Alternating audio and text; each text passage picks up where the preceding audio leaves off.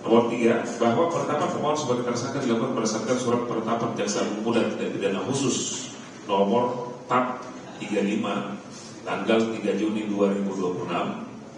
Kemudian setelah penyidik memperoleh 4 alat bukti, yaitu keterangan saksi, keterangan ahli, barang bukti elektronik, dan barang bukti dokumen yang berdasarkan alat bukti tersebut ditemukan keterkaitan pemohon dalam dugaan tindak pidana korupsi tata kelola program makan bergizi gratis pada Badan Gizi Nasional tahun 2025 sampai dengan 2026. Sebelum pemohon ditetapkan sebagai tersangka, termohon telah terlebih dahulu melakukan tindakan penyelidikan berdasarkan surat perintah penyelidikan nomor Pring 15 tanggal 25 Mei 2026, sehingga dalil pemohon yang menyatakan termohon menetapkan tersangka terlebih dahulu baru mencari alat bukti maupun tidak pernah memeriksa pemohon sebagai saksi adalah dalil yang tidak benar. Langsung pada poin 5, bahwa dalam hal ini pada tahap penyidikan termohon telah melakukan pemeriksaan terhadap para saksi antara lain Ahmad Faiz, Nofik Khairul Huda, Puji Tukusworo, Abdi Prasetyo Nusa, Dr. Insinyur Dadan Hidayana, Soli Sujaya, dan Soli Sujaya.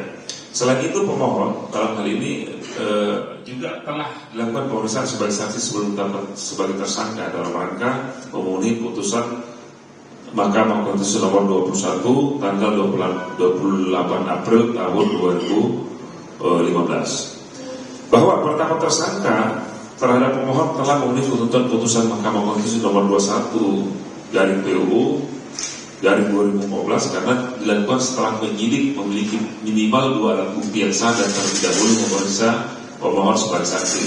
Selain itu, surat penetapan tersangka telah memenuhi ketentuan pasal 90 ayat 1, ayat 2 dan ayat 3 Undang-Undang nomor 20 tahun 2025 tentang KUHP.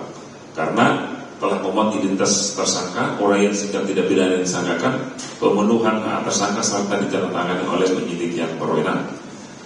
7. Bahwa selain itu termohon pula memperoleh alat bukti berupa bukti elektronik, yaitu percakapan pemohon dengan pihak lain termasuk istri pemohon dan yang secara substansial diperoleh informasi mengenai peran pemohon dalam tindak pidana tata kelola makan bergizi gratis pada Badan Gizi Nasional tahun 2025 sampai dengan 2026. Bahwa terkait dengan dalil termohon mengenai tidak diberikannya kesempatan untuk memilih penasihat hukum secara bebas, termohon menyampaikan sebagai berikut. Yang pertama, setelah pemohon ditetapkan sebagai tersangka, penyidik telah memberitahukan hak-haknya sebagai tersangka, termasuk pula telah memberitahukan hak pemohon selaku tersangka untuk menunjuk dan didampingi oleh penasihat hukum. Karena pemohon belum menyiapkan surat kuasa penunjukan penasihat hukum dan belum siap menghadirkan penasihat hukum sendiri, maka penyidik melakukan penunjukan penasihat hukum bagi pemohon berdasarkan surat penunjukan advokat untuk mendampingi tersangka nomor 37 tanggal 3 Juni 2026. Penunjukan penasihat hukum baik dalam pemeriksaan saksi maupun tersangka sudah sesuai dengan pasal 154 dan pasal 155 KUHP. Bahwa tindakan termohon selaku penyidik yang telah menunjuk penasihat hukum bagi pemohon untuk mendampingi pemohon selaku tersangka justru merupakan bentuk ketaatan termohon selaku penyidik terhadap ketentuan pasal 154 dan pasal 155 KUHP. Bahwa atas penunjukan penasihat hukum bagi pemohon untuk mendampingi pemohon sebagai tersangka, pemohon tidak melakukan penolakan dan tidak keberatan sebagaimana dituangkan dalam berita acara pemeriksaan atau BAP tertanggal 3 Juni 2026. Pada jawaban nomor 3 yang menyatakan bahwa untuk pemeriksaan saya sebagai tersangka saat ini saya didampingi oleh penasihat hukum berdasarkan penunjukan penasihat hukum yang disediakan untuk saya sebagai pemenuhan hak saya sebagai tersangka. Penasihat hukum tersebut adalah saudara Adi Bima Akbarisha dari Peradi. Dan pada saat pemeriksaan tersangka, penyidik tidak melakukan pemeriksaan pada materi perkara dan hanya menanyakan perihal identitas pemohon, riwayat hidup, pendidikan, pekerjaan pemohon dengan tujuan agar tidak terjadi kesalahan pada identitas pemohon. Yang mana identitas pemohon, riwayat hidup, pendidikan dan pekerjaan pemohon tersebut akan digunakan sebagai kelengkapan administrasi dalam proses penahanan pemohon selaku tersangka. 9. Bahwa termohon juga telah memenuhi kewajiban penyampaian surat pemberitahuan dimulainya penyidikan atas PDP pada penuntut umum KPK dan pemohon dalam tenggang waktu sebagaimana ditentukan putusan Mahkamah Konstitusi nomor 130 yaitu paling lama 7 hari sejak diterbitkannya surat perintah penyidikan. Pemohon setelah pemohon ditetapkan sebagai tersangka, termohon segera melakukan pemeriksaan sebagai tersangka sesuai dengan pasal 142 huruf A Undang-Undang nomor 20 tahun 2025 memberitahukan hak tersangka menunjuk penasihat hukum serta melaksanakan seluruh tindakan penyidikan sesuai dengan ketentuan hukum acara pidana. Bahwa terhadap unsur kerugian keuangan negara dalam pemeriksaan pra-peradilan telah dipenuhi minimal 2 alat bukti dan telah cukup. Bahwa dalam proses penyelidikan dan penyidikan termohon telah melakukan kerjasama dengan lembaga auditor negara yaitu BPKP, di mana dalam proses pemeriksaan oleh BPKP telah dideklarasikan adanya kerugian keuangan negara. Bahwa dalam kertas kerja audit tujuan tertentu atas tata kelola program MBG oleh BPKP dinyatakan telah terjadi pemborosan program makan bergizi gratis pada Badan Gizi Nasional senilai 10,5 triliun per tahun.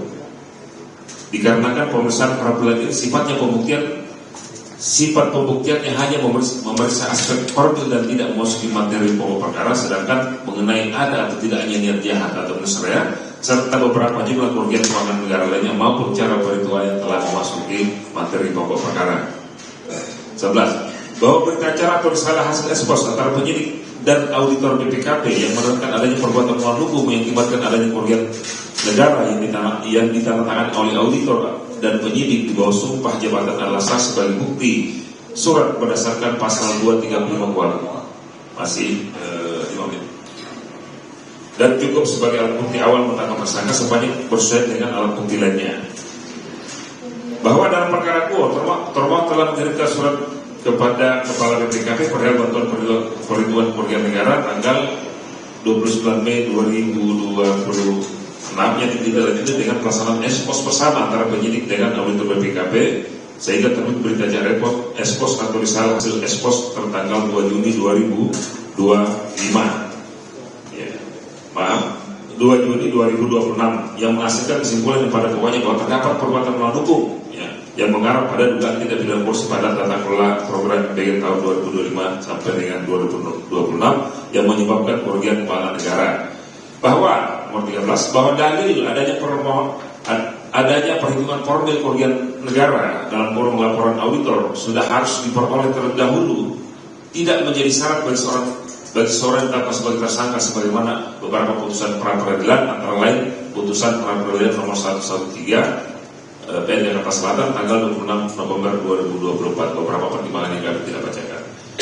Bahwa seluruh tindakan termohon merupakan pelaksanaan due process of law yang dilakukan secara bertahap melalui penyelidikan, pelaksanaan ekspos perkara, penyidikan, pemeriksaan saksi, pemeriksaan ahli, pengumpulan alat bukti, pemeriksaan termohon sebagai saksi, penetapan tersangka, penyampaian SPDP, dan seterusnya hingga penahanan.